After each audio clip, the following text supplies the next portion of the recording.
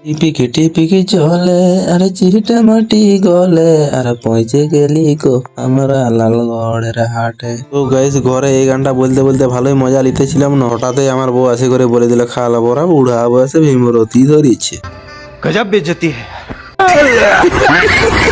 যে ধরো ব্যাগটা আর বাজার থেকে সবজি মবজি নিয়ে আসবে যাও, না হলে আজকে হাঁড়ি বন্ধ। গাইস কি আর করবো, বউয়ের কথা শুনতেই হবে।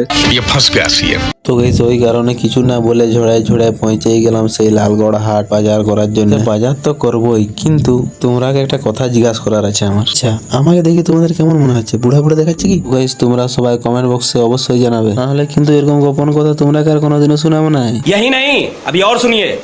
তো গাইস তারপর বাজার আসি করে দেখছি যে জিনিসগুলো আমাকে নিয়ে যেতে বলেছিল ওই জিনিসগুলাই তো নাই এখানে। গাইস তারপর ইধার উধার হুলকি দেখার পর আমরা এইখানটা দেখতে পাই গেলাম। গাইস তারপরে এই দোকানটাকে আসার পর বাছাবাছি করে আমরা ফাইনালি পেঁয়াজ আদা রসুন নিয়ে নিলাম। পরে আরেকটা দোকান যাই করে হাবি জাবি মশলা মানে 12-14 রকমের মশলা নিয়ে নিলাম। अगर हम करें तो करें क्या, बोले तो बोले। हम मालूम है तेरे बाप को मत सिखा। তো আর আমাদের সবজি নিলে আমাদের বাজার শেষ। ওই কারণে সবজি দোকান দিকে যাই করে দেখছি যে এখানে সবজিটা একটু ভালো আছে, ওই কারণে বাছাবাছি করার পর ফাইনালি আমরা সবজিটাও নিয়ে নিলাম। তো গাইস ফাইনালি আমাদের বাজার কমপ্লিট। তো এখন আমরা যাবো ঘরের দিকে, নাহলে সালা বউ রাগি আছে, পুরো একদম রাগি ভম হয়ে আছে। তো আজকের ভিডিও এই পর্যন্ত, দেখা হচ্ছে নেক্সট ভিডিও। আর ভিডিও যদি ভালো লাগে তো লাইক কমেন্ট শেয়ার করে দিবে।